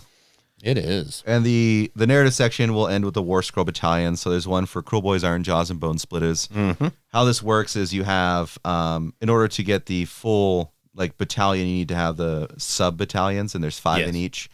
So the Cruel Boys Claw, you have the Thumb, which is 1 Kiloboss, 0 to 2 Swamp Caller Shamans. Jab Finger, which is 1 Kiloboss with Stabgrot, 2 to 3 Gut Ripper units. Middle Finger, 1 Merc Knob, 1 to 3 Man Skewer Bolt Boys, 0 to 2 Beast Skewer Killbow units. Jesus. Trophy Finger, 1 Snatcher Boss, 0 to 1 Breaker Boss on Maya Brute Trogoth, 1 to 2 Marsh Crawler Sloggoths. And Light Finger, 2 to 3 Hobgrot Slitters units. Which is kind of stuff you would take anyway, in a way, like if you're going wide on the army. Sure. And it gives you Cunning Gits. At the start of the combat phase, you can pick 1 unit from this battle battalion that is within 3 inches of any enemy units. That unit can only be picked to fight at the end of the phase. If you do so, you can pick 1 other unit from this battalion that is within 3 inches of any enemy units. That unit fights at the start of that phase. Oh, nice. So you trade 1 unit, which is probably your Slitters, to have something hit Snatcher Boss pretty hard. So I love it. I love it because it's the combat phase. Yeah. Not your combat phase. Right. So you get a fights first, which is great. It's that, and that's super handy against certain factions, And it's, there's a trade-off for it too, which is good. Iron Jaws Brawl, you got Ard Fist, 1 Orruk War Chanter, 3 to 5 Orruk Ardboy units. Brute Fist, 0 to 1 Mega Boss, 3 to 5 Orruk Brutes. Gore Fist, 0 to 1 Mega Boss on Maw Crusher, 3 to 5 Orruk Gore Grunter units. Iron Fist, 0 to 1 Mega Boss, 3 to 5 Orruk Brutes, Orruk Gore Grunters, Orruk Ardboy units in any combination. Wow. Weird Fist, 1 Orc, Weird Knob Shaman, 3 to 5 Orc, Ard Boys, or Orc Brutes in any combination. And it unlocks the Green Tide. And one of the characteristics of melee weapons used by units in this battalion that made a charge move in the same turn and are within 3 inches of another unit from this battalion. So it's just sort of like you just smash all of your Iron Jaws in one direction. That's just stupid. That could get really ugly really fast. Oh, yeah. And then the Bone Splitters Big Ruck. So you got Cop Ruck, Yeah. 0 to 1 Wargog Prophet, 2 to 5 War Docs, 2 to 5 Savage Orc Morboy units. I hate that it makes you take more boys. Brutal Ruck, 1 Savage Boss, 2 to 5 Savage Orcs or Savage Morboy units in any combination. Cunnin Ruck, 1 Savage Big Boss, 2 to 5 Savage Orcs or Savage Orc Arrow Boys units in any combination. Snagger Ruck, 1 Maniac Weird Mob, 2 to 5 Savage Borbor Maniac units. Teef Ruck, 1 Savage Big Boss, 2 to 5 Savage Big Stabba units. And it gives you Ruck War Paint. You can reroll ward rolls of 1 for models from this battalion. Okay. Not bad. No. Not bad. All those are they're not, there's a lot that you have to take, but, there's a good bonus for taking it, but it's not game breaking. And how I would view it is just that depending on how you're building towards, your army, if you're like, I'm all in on Cruel Boys, right? Then this gives you like a goal, not just in terms of army composition, but collection, right? And this gives you a little bit of everything so you can play with it and get an added bonus to it, which then again goes to the collecting aspect of the hobby. So Yep. I think it's good. It is. And that's Orcs. Yeah. Very nice. All right. So let's move on to the Stormcast, or as I like to say, the good guys. Obviously, the theme for the Orcs is either building a dedicated force or building a big wah and gaining gobs of glory. The overarching thing for the Stormcast is honestly being that survivable, being that bulwark against the bad guys, and everything kind of fits to that motif. The number one special ability of the Path to Glory for Stormcast is the Reforging of Heroes. So if you lose a hero in a game, which owing to the squishiness of Stormcast heroes is usually a thing, you don't have to have them die. Now, you can choose to have it die if you want to. Or you can basically say that it's going to reforge. And when you reforge, what you do is it doesn't die. You keep it on your roster. And you lose D3 renown points if it was just a regular hero. If it's at the Rising Hero tier, it loses 2d3 renown. Or if it's a Mighty Hero, the big guy, the over 15 renown guy, it loses 3d3. So you're losing a lot of renown, and you can get demoted. So you can go down a rank. The offset for that is if you lose 5 or more renown points, Grungni takes pity on you. And this is so awesome. You get to pick one eligible hero, heroic upgrade for that hero, and put it on him. You might have lost a bunch of renown. You took a big hit, but, here's some really awesome abilities. Oh, it's so good. Here's a Storm Crutch. Yes, exactly. Here's your Storm Crutch. Wow, that's a throwback. Oh, that hurts. So when you're first starting out, the other thing about reforging is if you have to keep a tally of how many times each hero has been reforged. And after your second reforging, you can no longer ever gain more than 3 renown. So even if you get one of those things that gives you D6 renown, anything over 3 is wasted. So, and it's not transferable to a different, it's 1 through 3. That's it. Well, because obviously that guy's a loser now. So, well, he's also only half there mentally. So, yeah. Okay. You did it. Huh? What? Fight for Thigmar. Yay. Hey, you guys. My name's Fandeth Hammerhand. Hey, man, he's good now. Yeah, that's true. He's good. He's dumb, but he's good. So when you're building a Path to Glory force for Stormcast, of course, just like in competitive play or standard building, you have to pick between Scions or the Stormkeep. So Scions of the Storm, it gives you the celestial. I drop in wherever I want to drop in. It depending on how you want to play. if you want to go Annihilator heavy or Redeemer heavy, that may be the option for you, depending theme wise. Whereas if you go Stormkeep, you can pick some Cities of Sigmar units. 1 and 4 can be a Cities of Sigmar unit. So if you want to have that kind of a force, although I think some of the Stormkeep abilities are actually just overall better, although there is some question now about using the Vexillor banner to drop Annihilators in game, because the wording of that is kind of tricky. So I've submitted a question, by the way, on that. Well, do they get it do they get that blazing impact if they're dropped? Because it says the first time you set them up. So technically that would not be the first time you set them up. Correct. So anyway, you're still doing that. You're still making that original choice. But you do have access to Reforging, which is really, really cool. Then the next really amazingly cool thing that you get to do is you can choose to play one of the original Storm hosts. You can be, Celestial Vindicators. You can be Templars. You can be one of those if you want to, or you can roll your own. You can take one of the tenets, and there's 3 tables of tenets. You can pick 2 of them, but you can only take 1 tenet from each table. And you have the tenets of the hammer, which is there's only 3 of them in this one, which is you get, one of them is +1 to hit versus monsters. The other one is +1 to hit versus heroes. The other one is +1 to hit if you charged. So those are all pretty good. Yeah. Under the tenets of the shield, the very first one is like a shield wall. It has a wall of text, and it boils down to, if you're fighting against a unit that has damage 1 weapons, you can add 1 to save rolls. Okay. But only against units that have damage 1 weapons. All right. Which is really kind of an edge case. I don't know why you would ever pick that one. That's a loser, I think, in my book. The next one is Celestial Radiance. Friendly Storm host units get a ward of 6, like just across the board. Here's your ward save. That's straight up better than Hammers of Sigmar. Sign me up. That is just strictly better than Hammers. Strictly better. Yes, I'm taking that one.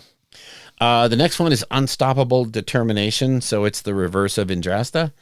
You would subtract 10 from the number of wounds suffered by friendly Storm host monsters to a minimum of 0 when determining which row on the damage table to use. So basically your monsters have a free 10 wounds for the table.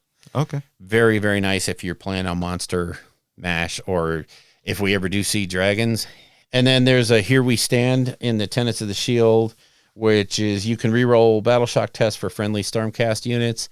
And when you're looking at Stormcast, if you're not in that bubble of no Battle Shock tests, this is huge, because every loss of a Stormcast hurts. So those are all pretty good except for that first one. Under the Tenets of the Tempest, you have Swift Strikers, which is add 1 to run and charge. The next one I think is huge. It's the Eye of the Storm. Friendly Storm host units can retreat and still charge in the same turn. Hello. That's almost a given. Then you have Eye of the Storm. Enemy units within 3 inches of any friendly Storm host units cannot retreat. Jeez. Again, very strong. Oh my God. Very strong. Luckily, you can't take 2 from the same list, so you can't have the retreat and charge and no, you can't go anywhere, though. Oh, my God. Yes. And then the last one is Masters of the Lore, which is basically wizards and priests get a +1. Oh, that's a tough call. I feel like my play style, I'm taking if I could choose, 6-up ward and cannot retreat. I'm going with the 6-up ward and the retreat and charge. Let me say this. If I'm playing Stormkeep Redeemers, I'm doing 6-up ward, cannot retreat. If I'm playing dragons, oh yeah, then I'm definitely doing retreat and charge and probably 6+ ward. Though reverse Andrasta is really good. That reverse Andrasta is super good, even if it's just for Star Drake. Celestin on Star Drake.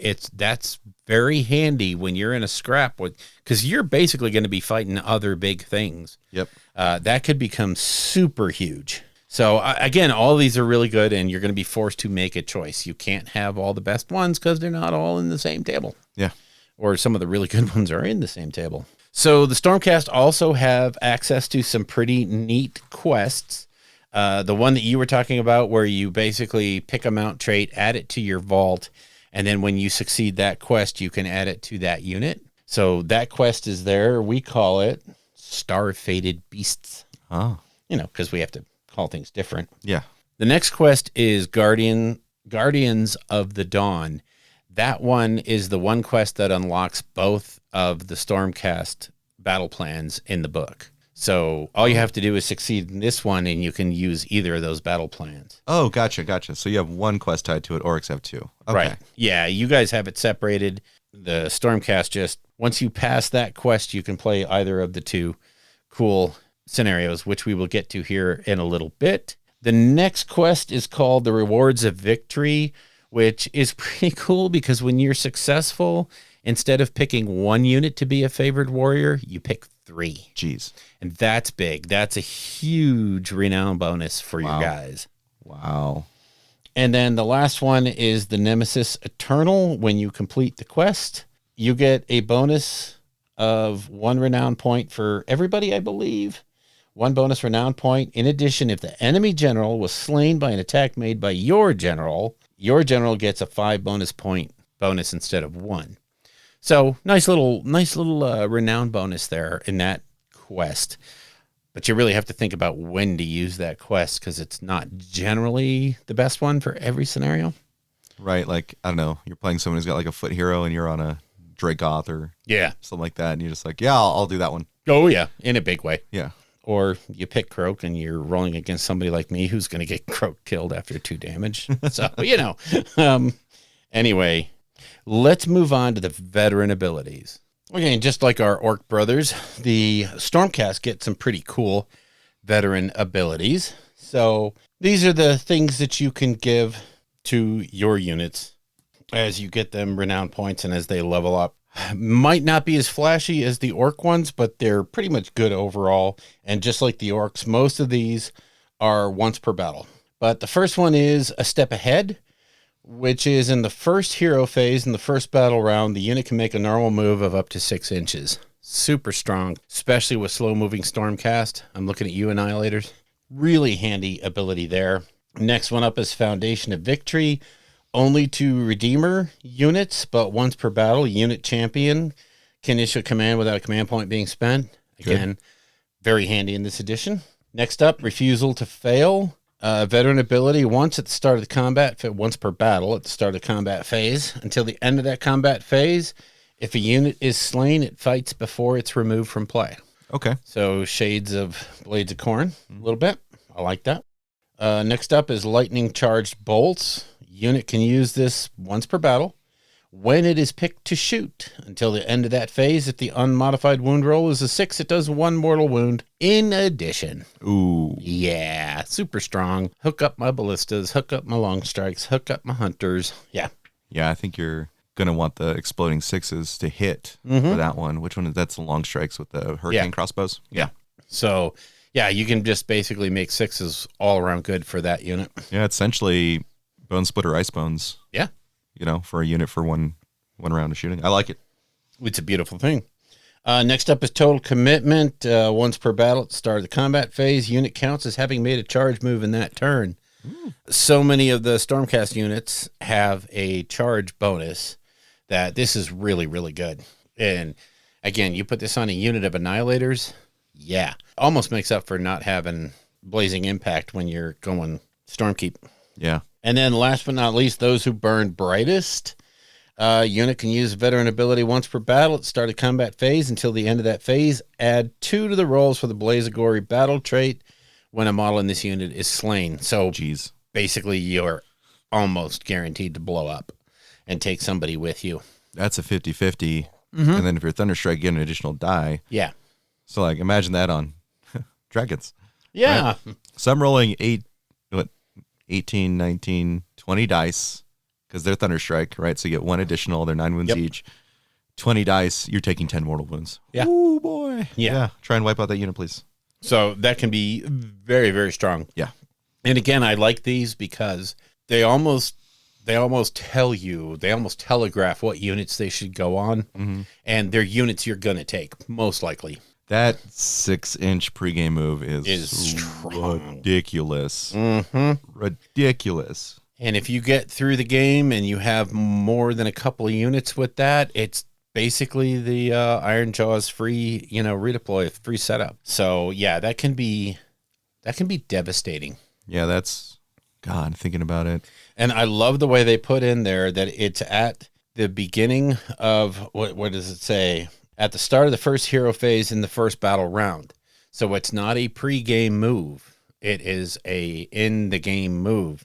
So it gets around some of those deployment issues where you wouldn't be able to normally move closer to the enemy because of the deployment setup. And if you're a jerk playing Bastion, Carthalos, and Hammers with Redeemers, then you can redeploy up to D3 Hammers and then do a 6-inch pregame move. Oh, my God.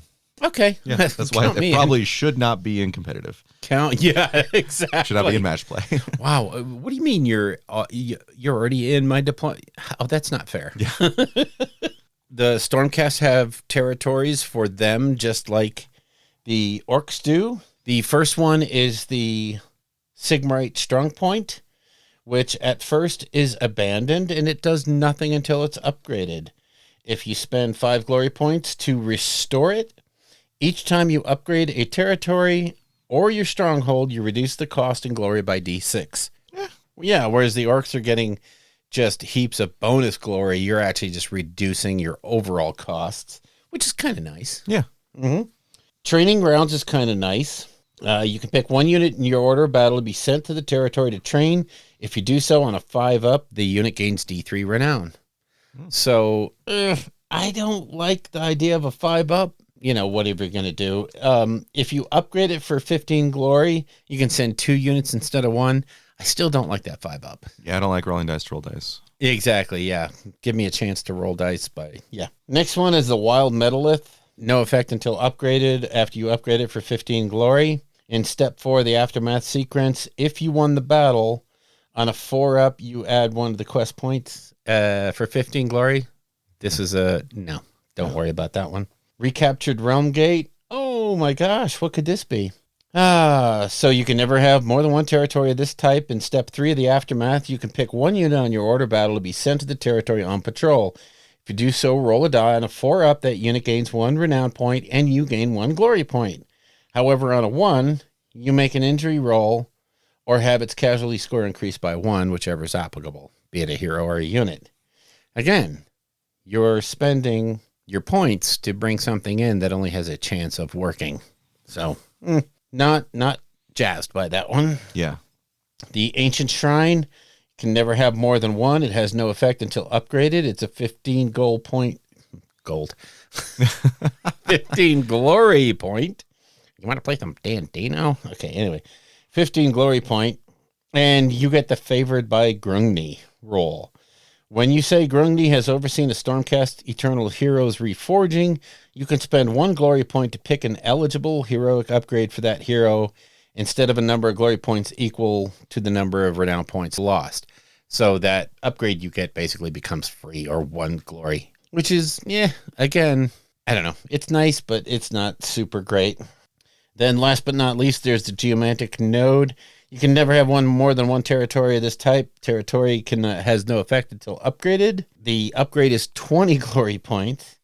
Now you get secondary reserves. In each Aftermath sequence, you can re-roll 1 injury or 1 casualty roll without spending a glory point. Not bad. So you spend 20 to save 1. No. Stitch in time saves 9. Yeah. I mean, unless you're doing a lot of rolls. I think basically the Stormcast got the short end of the territories. None of them are very good, except for... which one? No, actually, none of them. I decided none of them were really that good. And they cost far too much to upgrade. Yeah. You can't have it all. We're getting Reforging. We're getting to roll our own Stormcast hosts. I think we can give up on the territory. And, the basic game territories are still pretty darn good. Yeah. And so I think not having a super slate of really cool territories doesn't really hurt you that much. I agree. Now, when we get to the heroic upgrades, this is where it gets really dumb. The table for the Stormcast is much larger than it is for the Orcs. Basically, your ability to upgrade your Stormcast heroes from one group to another and from one type to another, or in some cases from one mount to another. But the very basic, the very bottom one is any knight that is not a wizard can become a Knight Draconis. So instantly you get kind of an upgrade. That's, holy crap. Yeah. That's 25 renown points and 6 glory points. You can take a Lord Celestant, turn it into a Lord Imperator, and a Knight Incantor turns into a Lord Arcanum. Okay. Sign me up. Yeah. You know, that one only costs 15 renown and 6 glory. So yeah, I mean, if you started small and you ended up having to start with that Incantor, but later on down the line you want that wizarding, and then of course you can take that Arcanum, and for 20 renown and 4 glory, you can turn him into a Lord Arcanum on Dracoline. There you go. Then you take that and you turn it into a Lord Arcanum on Dorlan. So you have this upgrade path for your heroes, which is really kind of nice. The one I really like is you can take your Lord Celestin on foot, turn him into a Lord Celestin on Dracoth, and then the next game, if you have enough, stuff, you can turn him into a Lord Celestin on Star Drake. So the initial cost of that unit is so high that it almost makes more sense to just buy the Celestin, start the game with him, get him buffed up, and then turn him into what you want. So that's it for the meat of the Path to Glory. But then we have the 2 scenarios. And like we were saying earlier, I'm not convinced these scenarios are phenomenal or awesome. And I have some reservations about how they play. I'm not going to read out the scenarios just like you didn't. But basically the victory conditions in both of these battle plans is so very easy for the opponent to make sure they win a minor victory that, again, I'd have to see it because there's mechanics in each one of these scenarios. And you'll need to read the scenarios yourself to see what I'm getting at here. Basically, the Stormcast Eternal has to win and win big. Yeah. And pretty much table the other guy. And almost anything less, in both scenarios, the opponent just has to exit 3 units off the board. And the board space that they have to exit those units is large enough that your average Stormcast unit can't cover the entire exit. There's going to be a lane for them to get 3 units off the board and guarantee themselves a minor victory. So we have to see how they play because there's mechanics where the Stormcast can blockade areas, which is they can be a Unbroken Storm. No, it's Bulwark. Where's the Bulwark? Oh, no, it says Unbroken Storm. You can pick one friendly Stormcast Eternal unit on the battlefield to form a blockade. If they do so, until the end of that phase, enemy units cannot pass across or finish a move within 6 inches of that unit. So you can block off a large chunk of the board with a single unit. True. But you're also elite, so you're a smaller sized army. It depends on how you play, and you'll have to look at these scenarios and see if there's something you really want to aim for. Of course, the benefit of the 2 scenarios, you do get some interesting... on the first one, you get to reroll exploration rolls. Mm-hmm. Yeah, okay. And on the second one, you bring any new territory under your control for 5 glory instead of 10. That one can be impactful. Save you. Yeah. I can see the scenarios maybe working out if you had a lot of fast units with the enemies cannot retreat. Yes. Right? Like you would have to get stuck in immediately, which is what you're probably taking prosecutors, Dragoths, probably the Drake Sworn Knights, Storm Drake Riders or whatever they are, not the Drake Sworn Templars. You just have fast units that get stuck in immediately, and then you just hold your opponent there. Yeah. That's pretty much all you can do. Yeah. I would not suggest playing either of these scenarios in a smaller point game because just quite literally you don't have the units, especially in the Storm That Scours battle plan where the enemy starts in the middle of the board and you literally have to cover the entire circumference around them and prevent them from exiting units off the board. That one can be almost, if you're playing in a smaller points game, I'd say under 2,000 points, don't even try that scenario. Don't aim for it because it's not, the payoff's not going to be there. Yeah, I feel like you have to play Scions too. Yeah. Because you have to deliver units where you need them just in case, and you need your Vexlord to drop units where you need them to go. And it's almost like boxing you into a certain play style. But yeah, and I don't think either one of these 2 scenarios are great for the Stormcast player. Again, that's more than made up for the fact that at the beginning, you're never going to lose a hero if you don't want to. And the reforging process is bad, but it's not horrifying.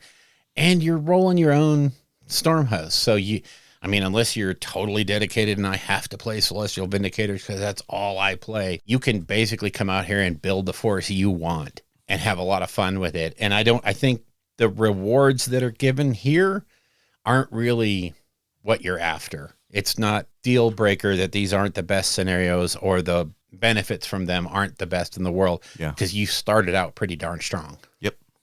So I have nothing but good things to say about both these Path to Glories. They're amazing. They're fun. Again, I think if you're playing with somebody that doesn't have a book, it might not be as much fun for them. So maybe, we're seeing it in the White Dwarf. They're going to get a Seraphon thing. Hopefully we'll start seeing that as the White Dwarfs come up. They start teasing us and giving us more of these Path to Glory routes for the different armies. Yeah. So that it becomes more, I think that's the biggest knock on Crusade right now is the haves versus the have-nots. It's no fun for the have-nots. It's awesome for the haves. So that kind of wraps up our coverage of the Path to Glory stuff from both books. Yeah. We went pretty in depth, actually read from the books a bit this time. Yeah. Just so y'all can gain more from that. Definitely pick up the books yourselves because, there's some nuance there. You're going to need to refer back to your rule books, when doing list construction and all that. I think this puts them in a really fun spot. Makes me want to play some narrative with them. And I think that as long as GW keeps up this kind of a development, that it'd be really good. And hopefully after enough time, because of course, we talked about it'd be great if they centralized them. Of course, they would be spoiling some things if they released some of the other stuff. But as long as they over time, they actually compiled them into one. Yeah. So that way there's a cohesive Path to Glory book, sort of like Warcry, Yeah. Like if it's, Path to Glory, Order, Chaos, Destruction, whatever it is. Even a Path to Glory annual would be, where you just take everything that's already out and maybe tease some of the new stuff or give some expanded tables from the core rule book. That would be enough to keep me happy. And it would keep the Path to Glory alive. Yeah. As opposed to Crusade, which is now kind of dead unless you're doing a lot of work on your own to make it more flavorful. Yeah. So yeah, I think that's about it. We covered the narrative stuff, and next time we meet, we will cover something else. Stay tuned, folks, and if you're a Patreon, we'll see you after dark. If you would like to get in touch with us, you can reach us at our Facebook page at www.facebook.com/rollingbadpodcast, all one word. Our Patreon page is at www.patreon.com/rollingbadpodcast, again, all one word. The Twitter account for the show is at rolling_bad. And our individual Twitters are, for me, at Bill Castello, BILLCASTELLO. And for Elric, it's at Elric Edge, ELRICEDGE. All of our guests on the show will have their contact information in that show's show notes. The music in the show is used courtesy of Kevin MacLeod at Incompetech.com and used under the Creative Commons license. The Rolling Bad podcast is protected under the Creative Commons Attribution 4.0 International License. Information for this license can be found at creativecommons.org.